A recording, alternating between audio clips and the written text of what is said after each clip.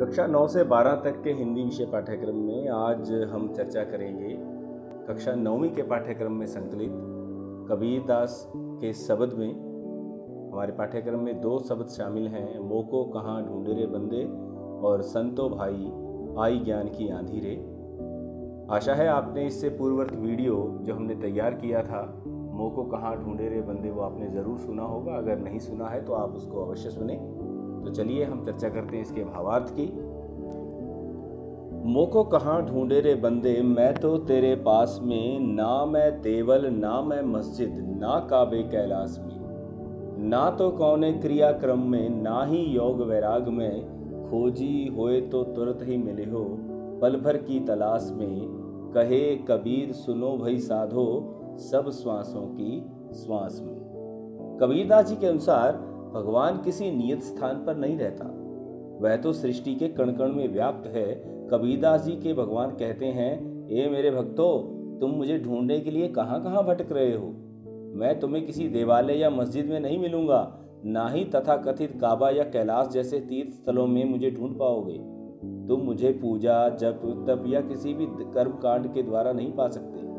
यदि सोचते हो कि योगी बन जाने या वैराग्य धारण कर लेने से तुम मुझे पा जाओगे तो ये केवल तुम्हारा भ्रम है।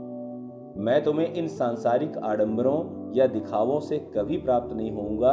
यदि तुम मुझे सच में खोजना चाहते हो और यदि मुझे खोजने वाला हो तो सच्चे मन और पवित्र भाव से खोजे तो मैं उसे पल भर में ही मिल सकता हूँ, क्योंकि मैं कहीं बाहर नहीं बल्कि तुम्हारे हृदय में मौजूद हूँ। कबीरदास जी कहते हैं कि हे साधु जनों, हे अल्लाह के बंदो, ईश्वर हमारी सांसों में समाया हुआ है, अतः अपनी आत्मा में ढूंढो। अपनी आत्मा को जान लिए तो ईश्वर को अवश्य और बड़ी सहजता से जान जाओगे। दूसरा पद है, संतो भाई आई ज्ञान की आंधी रे, भ्रम की टाटी सभय उड़ानी, माया रहे न बांधी रे, हित चित्ती की दवे थूनी गिरानी, मोह बलिंडा टूटा, तृष्णा छान परी घरी ऊपर, कुबदी का भांडा फूटा, जोग जुगत कर संतो बांधी, निर्जु चुवे न पानी, कूड़ कपट काया का निक्स्या, हर की गति जब जानी, आंधी पीछे जो जल बूठा, प्रेम हरि जन भीना, कहे कबीर भान के प्रगटे, उदित भया तब खीन। अर्थात कबीर जी कहते हैं कि जिस प्रकार आंधी के आने से जो कमजोर झोपड़ी होती है, सबसे पहले उसकी टाटी यानी कि जो चारों तरफ की जो दीवार होती है वो उड़ जाती है, उसके बंधन खुल जाते हैं। जिन खंभों पर वो टिकी होती है वे खंभे धाराशायी होकर गिर जाते हैं। फलस्वरूप छत को रोकने के लिए एक खंभे से दूसरे खंभे तक लगा बलिंडा, एक मोटी लकड़ी है, वो टूट जाती है।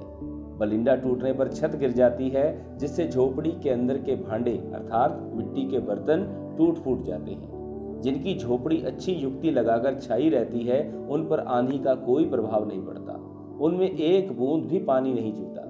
जिनकी झोपड़ी गिर जाती है वे लोग टूटे हुए बर्तनों को कूड़ा कचरा समझकर फेंक देते हैं, घर की साफ सफाई करते हैं। वर्षा के कारण झोपड़ी के अंदर की सारी चीजें धुल जाती हैं, जिससे झोपड़ी स्वच्छ हो जाती है। वर्षा के बाद सूरज निकलता है तो मेघों के कारण छाई अंधियारी भी दूर हो जाती है, वातावरण सुंदर और मनोहारी हो जाता है। कबीरदास जी ने ज्ञान के आगमन की तुलना ऐसी ही आंधी से की है।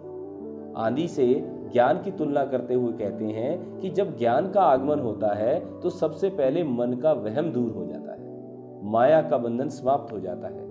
फलस्वरूप अपने और केवल अपनों के स्वार्थ के बारे में सोचने की जो मनोवृत्ति है वो समाप्त हो जाती है एवं मन का मोह भंग हो जाता है। मोह भंग होने से और पाने की लालसा या लोभ लालच मिट जाता है, जिससे हमारे अंदर की कुबुद्धि या दुर्बुद्धि और मन के समस्त विकार नष्ट हो जाते हैं। जो सच्चे और संत प्रवृत्ति के होते हैं उन पर ज्ञान के आगमन से कोई विशेष परिवर्तन नहीं होता। ज्ञान प्राप्ति के बाद जब अंदर के समस्त विकार मिट जाते हैं तब मन शांत और निर्मल और प्रेम से परिपूर्ण हो जाता है। अज्ञान का अंधियारा दूर हो जाने से मन में भक्ति भाव जागृत होता है और भक्त धीरे धीरे ईश्वर में लीन होने लगता है। इति शुभम।